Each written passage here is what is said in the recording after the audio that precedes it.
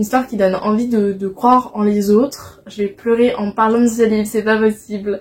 Je vais autant pleurer, mais c'est pas possible.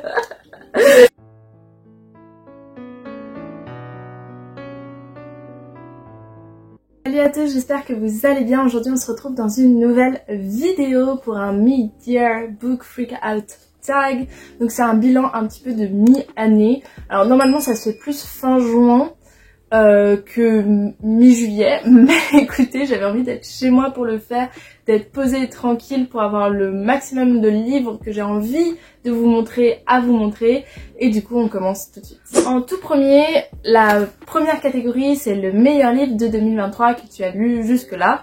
Et c'est parmi les livres que j'ai lus, c'est la deuxième lecture que j'ai fait en 2023 et c'est resté indétrônable, c'est-à-dire que je n'ai pas lu de meilleure lecture pour l'instant qui m'a fait penser autant, qui m'a donné envie autant de relire en fait tout simplement le livre. Alors c'est un livre que vous avez beaucoup vu passer, mais pour moi il vaut la hype qu'on lui a donnée, et c'est The Love Hypothesis de Ali Hazelwood, publié chez les éditions Hauteville. Dans ce livre, on va suivre Olive. Olive, c'est une jeune femme qui fait une thèse, qui travaille donc en recherche en biologie, et pour une raison qu'on comprend dès le premier chapitre, vis-à-vis de sa meilleure amie, elle va décider d'embrasser le premier garçon qu'elle voit, qui n'est d'autre que Adam Carson. Adam Carson qui est professeur de thèse dans l'université dans laquelle Olive travaille, mais c'est pas son professeur à elle. Ce livre il peut vous paraître un petit peu trop simple, peut-être un petit peu trop cliché en termes de romance, mais je vous assure qu'il a quelque chose d'assez unique et assez spécial qui le fait sortir du lot par rapport à plein d'autres romances, je trouve.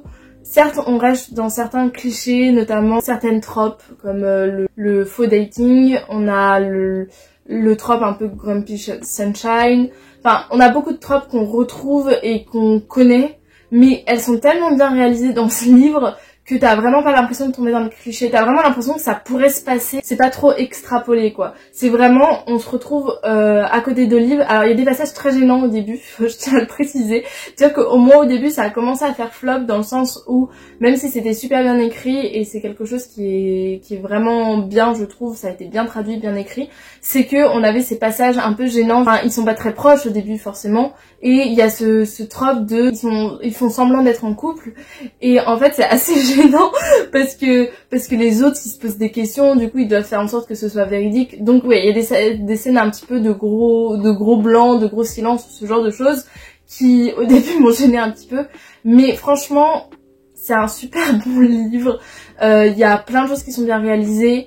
Adam Carson il a un petit peu les clichés du garçon de romance, des choses qu'on comprend dès le début, mais d'autres comme le fait qu'il est un petit peu distant, il est un petit peu toujours, ouais, il est un peu grumpy quoi, il est un petit peu toujours en colère, il parle pas beaucoup, c'est un peu la terreur de l'université. Donc il a quelques trucs qui sont vraiment de l'ordre du cliché tout simplement, mais ça m'a vraiment pas dérangée.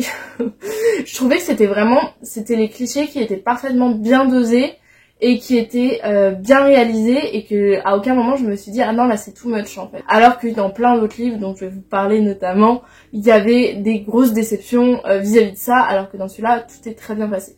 Ce qu'on reproche un peu à Ali Hazelwood, c'est qu'elle a écrit d'autres livres dans le monde scientifique qui ressemblent beaucoup à The Love Hypothesis, donc c'est un peu comme relire The Love Hypothesis. J'avoue que j'ai toujours Love on the Brain dans ma palle depuis maintenant 6 mois je pense. Je l'avais acheté vraiment peu de temps après avoir lu The Love Hypothesis, et comme il n'était pas encore traduit en français, je l'avais pris en anglais. Sauf que lire en anglais, ça me décourage assez et je ne suis pas sûre de pouvoir le lire cet été. Mais j'aimerais vraiment beaucoup le lire à partir de l'automne, parce que il faut que je me remette à l'anglais de façon un peu plus prenante, notamment si je fais un échange à l'étranger pour le semestre de printemps. Bah ce serait quand même cool que je puisse me remettre à lire en anglais. Me remettre, comme si je lisais beaucoup en anglais. Lire en anglais, et ce serait cool. Et je sais que comme je l'ai pris en anglais, ce sera assez différent de l'expérience de lire ce livre. Donc même si ça se ressemble beaucoup à ce livre, bah je pense que je passerai quand même un excellent moment. Ce sera peut-être pas un coup de cœur, mais en tout cas un excellent moment. Je vais pas vous citer toutes les mentions honorables pour mes meilleurs livres de cette année, puisque vous l'aurez à la fin de l'année en décembre quand je ferai mon top. Mais il faut savoir que The Love Hypothesis est loin d'être le seul coup de cœur que j'ai eu cette année et loin d'être le seul livre qui a retenu mon attention. Après ça, on a la catégorie meilleure suite de saga. Alors pour cette catégorie, j'ai eu beaucoup de mal à choisir. En fait, tout simplement, j'avais deux choix parce que j'ai pas lu beaucoup de suites de saga. Et du coup, là, j'ai vraiment fait beaucoup de tome 1 et beaucoup moins de tome 2.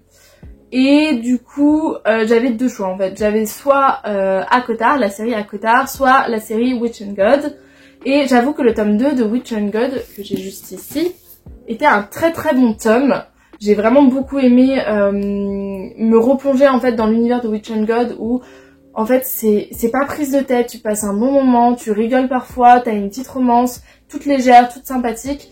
Et même si ce tome-là se passe aux enfers, franchement c'est vraiment une lecture genre un peu doudou, un peu trop bien. Et en plus dans ce tome on voit un peu Hadès et Perséphone, un mythe que j'aime vraiment beaucoup. Enfin je gardais vraiment en tête le premier tome de Witch and God et du coup celui-là est passé un petit peu à côté et je dirais pas que c'est la meilleure suite de saga. En revanche pour ce qui est de ACOTAR, le tome 1 m'avait laissé vraiment de marbre, j'avais même hésité à continuer et heureusement que j'avais pris le tome 2 à la bibliothèque parce que sinon j'aurais absolument pas continué. Sauf que je me suis dit bon bah vas-y plonge-toi dans le tome 2, n'attends pas parce que si tu attends bah tu ne liras jamais le tome 2 et tu ne continueras jamais la saga. Et en fait quand j'ai lu ce tome 2 je me suis appris un petit peu une claque parce que ce tome 2 pour moi a eu quelque chose qui m'a... Je suis passée de vraiment distant vis-à-vis de la saga à j'ai envie de savoir la suite, j'ai envie de savoir la suite, j'ai envie de savoir la suite de manière assez addictive. Quelque chose que je pensais qui marcherait pas du tout avec moi vis-à-vis d'ACOTAR. Mais c'était vraiment une très très bonne lecture ce tome 2. Je saurais même pas vous dire qu'est-ce qui a fait que tout à coup tout s'est accéléré et j'ai eu envie de découvrir la suite. Le début c'était assez lent et assez dépressif. Mais ensuite, une fois que l'intrigue est posée, et ben en fait j'avais vraiment envie de savoir la suite. Et ce tome 2 a vraiment pas détrôné tous les autres tomes de la saga, c'est vraiment mon préféré de la saga puisque après j'ai l'impression en fait ça fait un pic. Le tome 1 est très bas, ça monte avec le tome 2 puis ça redescend avec les autres tomes, même si le tome 3 est quand même assez bien. Je trouve que les trucs qu'on a posés dans le tome 2 et qui faisaient toute l'intrigue du livre et ben sont un petit peu partis avec les autres tomes et notamment plus on s'éloigne et plus ça descend vis-à-vis de l'intrigue. Et il y a des choses qui m'ont plu dans ACOTAR, il y en a d'autres moins. Je tiens à préciser, je pense que c'est toujours important de le rappeler, ACOTAR est une série qui reçoit beaucoup de critiques, notamment au niveau des relations toxiques. Moi j'ai l'impression dans ces tomes que les relations toxiques sont plus ou moins dénoncées. Si vous avez pas cette impression-là, n'hésitez pas à me mettre en commentaire quelles sont vos impressions. Moi j'ai l'impression, en tout cas pour la relation entre Fer et Tamlin, pour moi c'est vraiment dénoncé. Au plus haut point, donc ça pour moi c'est bon. Après il y a toujours le problème Rhysand Fer parce que Rhysand est vraiment un gros psychopathe dans le tome 1 je trouve. Je l'ai même mis dans mon vlog où je lisais de la romantasy. J'avais l'impression au début on lisait un livre tranquillou et ensuite on arrive sur un peu une dark romance à la fin du tome 1. Mais c'est vrai que tous ces torts, même si je trouve que dans le tout dernier tome de la saga, Rhysand a aussi un gros problème de juste communication dans son couple qui pour moi est pas du tout acceptable.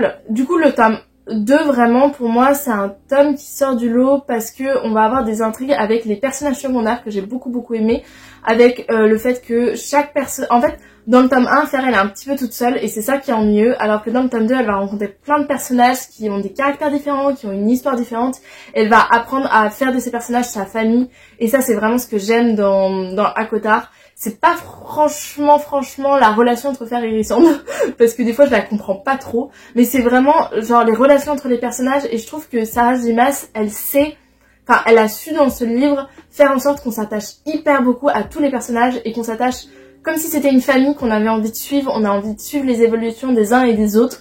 Et par contre en fait j'ai cru comprendre que la saga était pas finie et heureusement parce qu'il y a plein de trucs qui laissent en suspense et que t'as envie de savoir, que t'as envie de comprendre et c'est pour ça que pour moi ACOTAR est la meilleure suite de saga que j'ai lue cette année. La troisième catégorie c'est une sortie que je n'ai pas encore lue de cette année. Alors j'en avais pas tellement, d'ailleurs je ne sais pas où j'ai mis, j'en ai mais que j'ai pas en fait dans ma palme mais que j'ai vraiment envie de lire, j'en ai pas mal. En termes de sorties que j'ai pas encore lu, il y a le tome 4 de Campus Driver. J'avoue que la saga principale, j'avais bien aimé. Vraiment, surtout le tome 1. En fait, le tome 1 m'a marqué plus que les autres. Et les autres, j'ai passé un bon moment sans que ce soit exceptionnel. Sauf que j'ai vraiment envie de lire le tome 4. Et du coup, je l'ai pas encore lu, mais ça devrait se faire cette année, enfin j'espère. En termes de suite de saga, j'aimerais me procurer, mais je crois qu'il est pas sorti cette année. Mais bon, Witch and Gun, le tome 3, et du coup après le tome 4, qui pour le coup, je crois qu'il est pas encore sorti le tome 4, c'est pour... Bref, j'aimerais bien lire ces deux sagas avant la fin. En termes de mythologie aussi, il y a le tome 4, du coup, de Lore Olympus, que j'aimerais lire. Alors je pense pas que je le lirai avant la fin de l'année là, mais je me le procurerai en tout cas l'année prochaine pour le lire. Enfin bref, il y a plein de sorties qui sont sorties donc cette année que j'ai envie de lire. Love and the Brain, qui est pour le coup dans ma palle et que j'ai en anglais. En termes de sortie aussi, j'aimerais lire People We Meet on Vacation. Pas mal de romances, mais aussi d'autres. Qu'est-ce qui est sorti cette année? Je sais plus exactement. Mais voilà, il y a beaucoup de livres que j'ai envie de lire. Que ce soit encore une fois suite de saga ou que ce soit tout simplement un livre qui me fait de l'œil depuis longtemps et qui me donne envie. Ah oui, je crois que c'est un livre dans ma palle que j'ai pas encore lu mais qui me donne très envie. Alors dans ma page j'ai beaucoup de livres qui me donnent super envie. En ce moment le livre qui me reste en tête et que j'ai vraiment envie de lire mais que je me conserve pour le début d'août, pour la plage, pour le moment où ouais je serai au bord de la plage avec le bruit des vagues, c'est Malibu Rising de Taylor Jenkins Reid. Donc c'est un livre qui est publié chez 10-18 en poche. Ce livre il me donne envie parce que il aborde quelque chose de contemporain mais avec du mystère et avec cette notion de famille que j'aime beaucoup moi dans les livres et le fait qu'on va avoir des conflits dans la famille, qu'on va avoir un événement qui va se passer et en fait je crois que ça se passe sur 24 heures ou 48 heures avec un mystère dans une villa à Malibu avec de la célébrité, enfin bref plein de trucs qui me donnent beaucoup envie de me plonger dans ce livre donc c'est un peu le livre de ma palle que j'ai le plus envie de lire. Et ensuite à l'automne des livres que j'ai envie de lire il y a un livre qui est un tome 2, c'est L'école de la nuit de Deborah Harkness. J'avais lu cette année, j'avais lu Le livre perdu des sortilèges qui est le tome 1 de ce livre. C'est des grosses bricasses à chaque fois, sauf que le livre perdu des sortilèges, j'avais beaucoup de critiques négatives à lui en dire, mais aussi beaucoup de critiques positives. Et en fait, il m'est resté en tête, et maintenant j'ai plus que l'envie de lire le tome 2, comme c'est de la magie, des vampires et tout, je pense que je le lirai pour l'automne, pour Halloween, etc.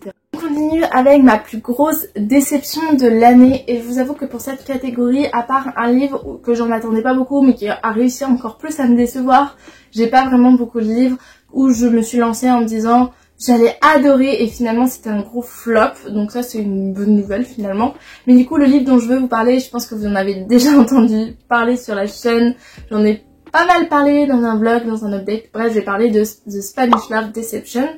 Faut dire que j'en avais peut-être une petite attente, j'avais envie de retrouver un univers qui ressemble, ou en tout cas une romance qui me plongera dans la même sensation que j'ai eue quand j'ai lu The Love Hypothesis, sauf que c'était loin d'être pareil, il y avait beaucoup de clichés, mais cette fois ces clichés étaient pas forcément bien faits, il y avait des problèmes enfin c'était très bien écrit, mais il y avait trop de clichés dans l'écriture, dans le sens où par exemple Catalina qui est notre protagoniste principale qui a un problème parce qu'en fait elle s'est fait larguer par son petit ami et elle a dit à sa famille que elle allait à un mariage dans sa famille, elle allait accompagner à ce mariage, du coup elle trouve personne et elle va y aller avec un de ses collègues, je me souviens plus comment il s'appelle, j'ai envie de l'appeler Adam tellement, vous voyez j'ai fait un petit peu une corrélation entre The Spanish Love Deception et The Love Hypothesis parce que pour moi le mec était assez similaire en fait, ils avaient beaucoup de points en commun en fait, et donc du coup dans The Spanish Love Deception cet homme que je ne sais plus comment il s'appelle va avec Catalina dans son pays, je crois que c'est en Espagne du coup, faire ce mariage, sauf que en fait il y a beaucoup de problèmes en termes de Catalina qui dit tout le temps que le garçon en question est hyper sexy tout le temps. Elle passe sa vie à le décrire physiquement et je vous avoue qu'au bout d'un moment c'est un petit peu énervant. Les scènes olé olé étaient pas du tout réalistes. Autant dans The Love Hypothesis je trouvais qu'il y avait eu un vrai effort qui avait été fait de ce côté-là pour rendre la scène plus réaliste, pour que la scène soit au bon moment dans le livre. Enfin bref, il y avait beaucoup de choses qui ont été faites pour que ce soit bien réalisé et pas dans le too much. Alors The Spanish Love Deception, je sais pas comment c'est parti en cacahuète, mais à un moment c'est parti en cacahuète et franchement il y avait des trucs, c'était too much, beaucoup too much. Donc j'ai eu beaucoup de mal avec ce livre. En fait je l'ai fini en me disant finalement j'ai passé une bonne lecture parce que c'était bien écrit, parce qu'il y a certains passages qui sont assez mignons, mais la plupart du temps j'en attendais tellement autre chose. À chaque fois il y avait un autre chapitre et je me disais tiens j'aimerais bien qu'il se passe ça dans le chapitre, et l'autrice était complètement à côté de ce que je voulais.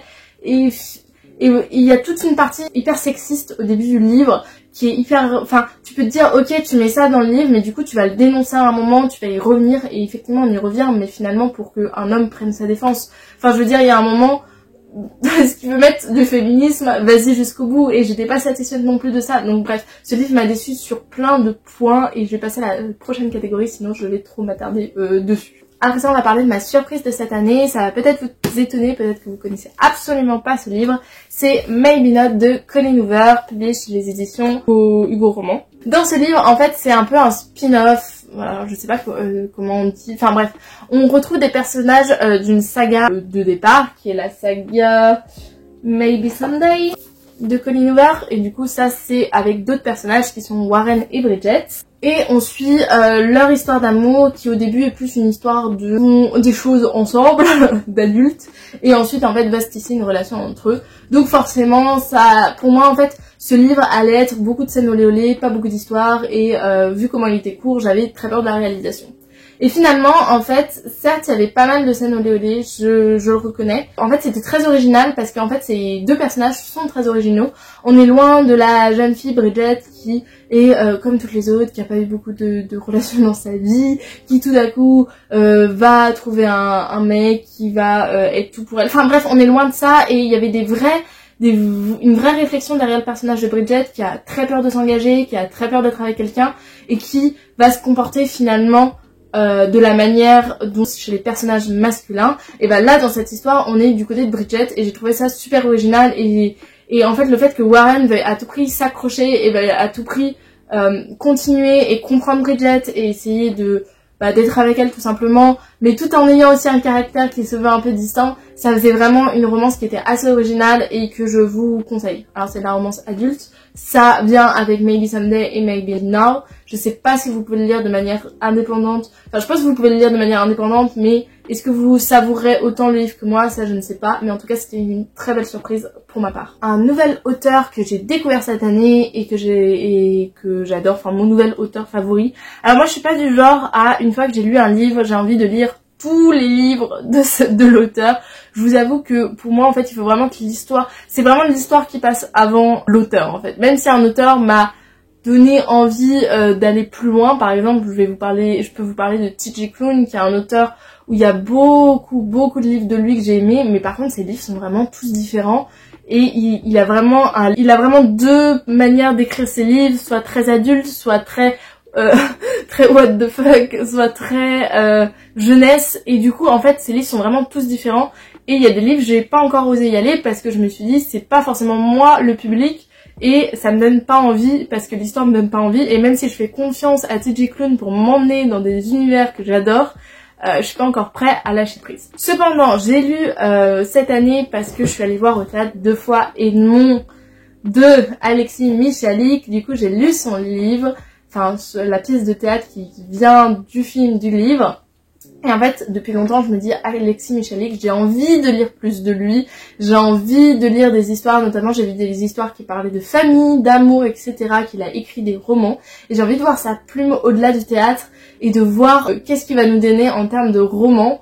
Donc, je dirais pas que c'est mon nouvel auteur favori, mais c'est un auteur vers lequel j'ai envie de me diriger, j'ai envie de connaître plus de lui, et du coup, voilà, ça s'ajoute tout simplement à ma wishlist, je pense. Je sais pas quand me procurerai des livres de lui pour les lire, parce que j'ai beaucoup de livres en attente, mais en tout cas, c'est un auteur où j'ai envie d'apprendre, enfin, j'ai envie de lire plus de lui. Mon nouveau crush, alors, j'ai tendance à dire j'ai pas souvent de crush, parce que pour moi un crush c'est une personne avec qui t'as envie d'être, et moi les personnages j'ai rarement envie d'être avec eux, parce que moi ce que j'aime bien c'est les mettre ensemble. Je sais pas si vous voyez ce que je veux dire. Si j'adore les romances, c'est pour voir deux personnages ensemble, c'est pas pour me dire j'ai envie que cette personne soit fictivement avec moi. Je sais pas si vous voyez ce que je veux dire, mais en tout cas par crush je veux dire un personnage que j'aime beaucoup dans sa relation, on va dire, avec un autre personnage, et j'ai envie de vous parler La nuit où les étoiles se sont éteintes, le personnage de Nate. Je vous avoue qu'au tout début, quand les gens présentaient ce livre et disaient « Oh, le personnage de Nate, il est incroyable, etc. » et que moi j'ai commencé à lire ce livre, je me suis dit « Il a pas beaucoup de caractère en fait, Nate, voilà, c'est juste... c'est un lambda, quoi. » Et en fait, je suis arrivée vers la fin du livre, et puis après j'ai lu le livre de Nate, qui... pour moi, n'était pas forcément nécessaire, parce que c'est vraiment la même histoire, mais dans la tête de Nate, enfin bref. Je passerai le détail où le tome 2 m'a un peu plus... enfin, m'a déçu, alors que le tome 1 est un gros coup de cœur. Un coup de cœur. Mais en fait, j'ai vu qui était Nate vraiment. Et après, je me suis dit, ah oui, quand même, il a quelque chose à donner, il a quelque chose à nous vendre, on va dire. Et j'adore ce personnage, et j'adore la relation de Nate et Finn, qui pour moi est juste... je sais pas quoi dire d'autre que incroyable. J'utilise beaucoup ce mot, incroyable.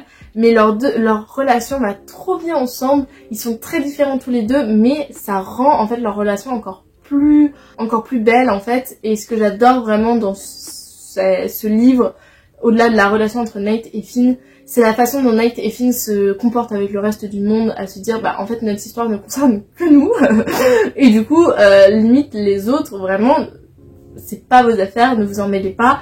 Et ça c'est vraiment quelque chose qui a bien été réalisé dans ce livre. Et lisez. Une histoire qui donne envie de croire en les autres. Je vais pleurer en parlant de ce livre, c'est pas possible.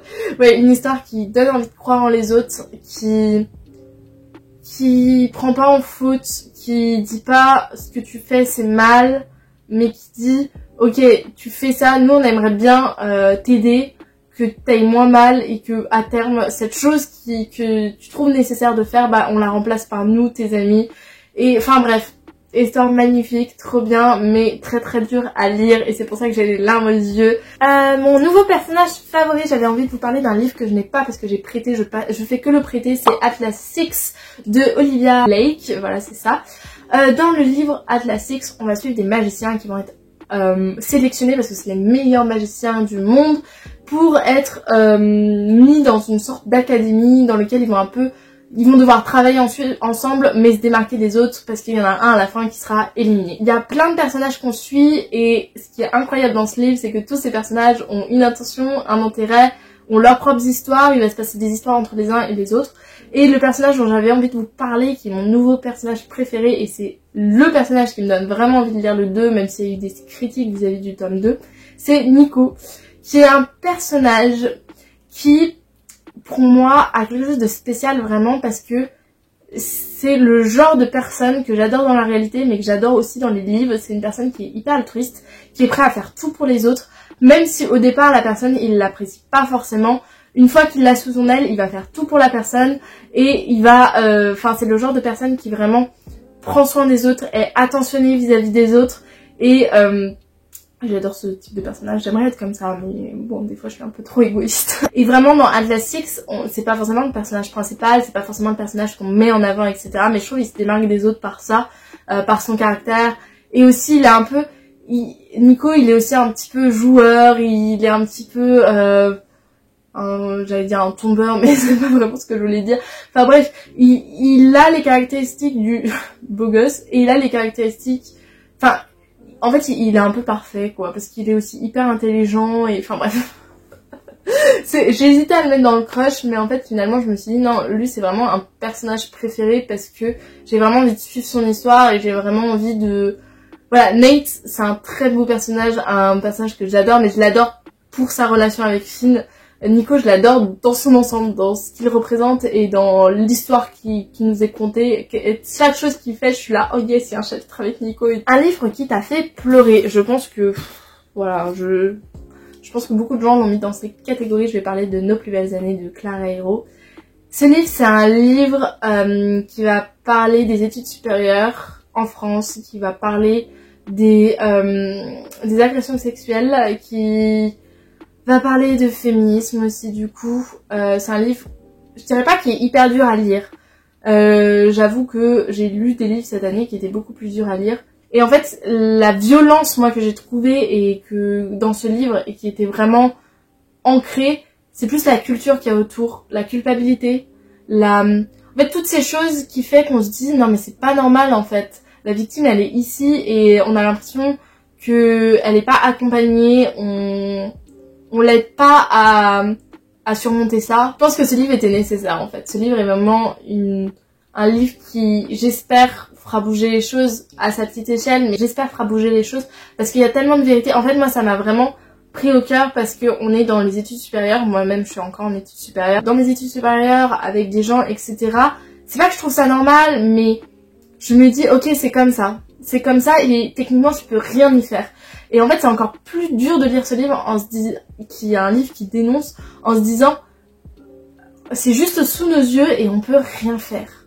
On peut rien faire pour éviter ça. Enfin, si, on peut faire des choses pour éviter ça, mais je veux dire, t'as vraiment l'impression d'être démunie face à cette situation parce qu'il faudrait changer les mentalités et toi, de toute seule, tu peux pas faire changer les mentalités de tout le monde, c'est vraiment un truc collectif. Je crois que ce livre, il m'a fait pleurer aussi. Il m'a pas fait pleurer aux moments les plus durs, il m'a fait pleurer au moment où... Je vais autant pleurer, mais c'est pas possible. Je suis désolée, je vais repleurer. J'allais dire, ce livre, il m'a vraiment fait pleurer au moment où on respire enfin. Je sais pas si ça va avoir un sens pour vous, mais le moment où tout se libère, où la parole se libère, vraiment ce moment, il m'a fait pleurer, mais pleurer. T'as l'impression vraiment, enfin, une personne est entendue, enfin une personne... Ouais, genre juste libérée quoi. Pas libérée totalement, mais libérée d'un gros poids. Et c'est vraiment ce moment où il y a une personne qui est prête à t'écouter, qui est prête à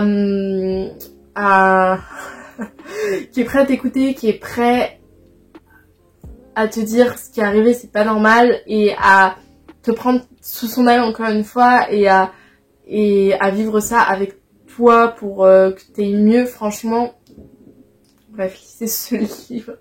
J'espère que je lui aurai rendu hommage et que vous aurez envie de le lire parce que pour moi c'est vraiment un livre qu'il faut avoir dans ses bibliothèques, qu'il faut avoir lu. Un livre qui m'a rendue heureuse. Alors là j'avais envie de vous parler d'un livre un peu spécial. J'avais envie de vous parler de ce livre qui est un livre de TJ Klune dont on parle pas assez si vous aimez TJ Klune, mais qui est assez spécial donc je vais vous en parler. C'est L'Ours, la Loutre et le Moustique de TJ Klune. Le tome 1 c'est S'ouvrir au monde. C'est un livre qui est publié chez les éditions Bookmark dans leur collection MM, donc c'est une romance MM. Et dans ce livre on va suivre 3 personnages principaux, enfin d'autres aussi. On va suivre Beer, alors oui il s'appelle Beer, donc en anglais c'est ours, et c'est tout à fait normal. En vrai je crois il s'appelle Beric ou Derrick, bref on utilise toujours son nom qui s'appelle Beer. Beer il vit avec son petit frère et il s'occupe de son petit frère puisque sa mère les a abandonnés tous les deux l'année je crois de ses 18 ans, alors que sa mère est partie avec l'argent qu'il avait économisé pour faire des études supérieures, ou pour essayer de faire des études supérieures. Du coup, il se retrouve à bosser à 18 ans et à prendre en charge son petit frère. Et il s'est passé aussi quelque chose d'autre. L'année de ses 18 ans, il s'est fait... on comprend qu'il s'est passé quelque chose avec le frère de son meilleur ami qui s'appelle Otter. Otter va revenir en fait dans leur vie à tous, c'est-à-dire autant à Creed qu'à Beer et son petit frère. Et il y a une romance, mais en fait ce livre est tellement plus qu'une romance. Il se passe pas non plus beaucoup de choses. Voilà. Au départ, pour moi c'était juste une romance entre Beer et Otter, et vis-à-vis du fait qu'ils ont à prendre en charge aussi le petit frère. Et c'est ça, mais c'est pas que ça. Ça parle surtout d'un truc incroyablement, qui est vraiment bien fait et qui est dans plein d'autres livres de TJ Klune, c'est l'abandon, notamment parental. L'abandon, et c'est super bien raconté. À chaque fois ce livre il me rend heureuse, il y a des scènes qui sont juste pour moi iconiques et que j'ai envie de lire et relire. Et franchement la pépite, parce qu'en fait j'ai déjà lu toute la saga, même si cette année j'ai vraiment lu en papier. Celle-là j'ai lu toute la saga, non j'ai pas lu toute la saga je crois. Bref, j'ai lu la saga en e-book. Le tome 1 est pas forcément le meilleur tome franchement c'est le tome 3 pour moi, parce qu'il va parler en fait de l'histoire du petit frère qui grandit et qui a lui-même son histoire. Et le petit frère, en plus de cette peur de l'abandon qu'il a, il a un gros problème de gestion du stress, et c'est tellement bien montré dans ce tome-là. Et du coup, cette saga, si vous aimez TJ Klune et que vous avez lu d'autres livres qui sont plus adultes de lui, parce que ça c'est un livre adulte, contrairement à La Maison sur la mer Céruléenne ou ce genre de livres qui sortent dans des maisons d'édition qui sont plus connus. faut le dire. Mais tout ce qui est sur Bookmark, donc il a fait aussi Le Chant du Loup par exemple, si vous aimez ça. Alors c'est très différent, hein, mais on a des notions qui reviennent et qui sont un petit peu en commun. Et donc si vous aimez ce genre de romance, je pense que vous pourrez aimer ce livre qui est un livre contemporain qui pour moi est trop bien. Et je trouve on en parle vraiment pas assez. Contemporain, c'est adulte et c'est tellement bien fait. Alors il y a des passages très très loufoques, des passages avec des blagues un petit peu graveleuses, mais comme dans d'autres livres adultes qu'il a écrits. Et franchement, lisez ce livre, franchement il met dans une bonne humeur je trouve. Même si c'est des sujets assez durs qui sont abordés, il met dans une super bonne humeur. Franchement lisez-le. Le plus beau livre ou livre lire à lire avant la fin de l'année. Alors, en fait, j'avais prévu de pas le mettre que dans cette catégorie, mais mon plus beau livre en ce moment, c'est Dark Rise. Je pense que juste montrer ça, c'est déjà beau. Je vous en ai pas parlé dans ce bilan de mi-année, mais je pensais le mettre dans une très très bonne surprise. Puis finalement, maybe not, j'avais aussi envie de le montrer, enfin bref. Je vais vous en parler dans mon prochain update qui sortira très prochainement sur la chaîne. Franchement, c'est un livre à lire, je vous dirai juste ça pour pas vous spoiler, mais en tout cas il est super beau. Je vais juste vous raconter du coup l'histoire. Dans ce livre on suit Will. Will qui a une histoire où on comprend pas trop son histoire au départ. En fait il y a sa mère qui est morte pour des raisons que Will ne comprend pas, puis il est pourchassé par des hommes sur les ports. En fait il essaie de survivre en ayant des petits boulots et il est pourchassé par des hommes qui veulent le tuer et c'est les mêmes hommes qui ont tué sa mère et il comprend pas pourquoi. Et il va se faire sauver notamment par Violette. Violette qui elle est avec son frère, qui veut se battre comme son frère mais qui est trop jeune et puis elle va très vite comprendre que c'est pas la place qu'on lui a destinée. Au-delà du fait que c'est une femme dans un monde qui est assez historique, donc il y a cette notion de les femmes ne travaillent pas forcément, ont le devoir de se marier, d'avoir des enfants, etc. Au-delà de ça, il y a aussi une histoire qui lui est propre, qui fait que on la destine pas à ce qu'elle veut être, et puis même des choses un petit peu plus dures. Ce livre, au départ, j'ai eu beaucoup de mal à le lire, mais accrochez-vous parce que vraiment, la fin va vous retourner le cerveau. Et je vais finir avec un livre que je veux lire avant la fin de l'année, donc c'est aussi un livre de TJ Klune parce que je l'avais mis dans mon bilan de décembre de l'année dernière. Et j'ai envie de lire Sous la porte qui chuchote. C'est un livre que je me suis conservé, que j'ai gardé parce que j'aimerais bien le lire là en automne. C'est un livre qui va être peut-être un petit peu compliqué pour moi à lire parce qu'il y a une thématique qui est assez compliquée dedans et c'est pour ça que je redoute un petit peu, mais je pense que comme tout le monde l'a présenté un peu comme un livre doudou, un livre qui fait du bien, qui est où on se sent bien, etc. C'est un livre qui me donne vraiment beaucoup envie et du coup je le mets dans ma pile à lire pour cet automne et je le lis cet automne parce que vraiment c'est un livre que j'ai envie de découvrir, les livres de TJ Klune. J'avais eu du mal au début avec La Mère Céruléenne, les 50 premières pages, on va dire, enfin même plus, je veux dire la moitié du livre, j'avais eu vraiment beaucoup de mal.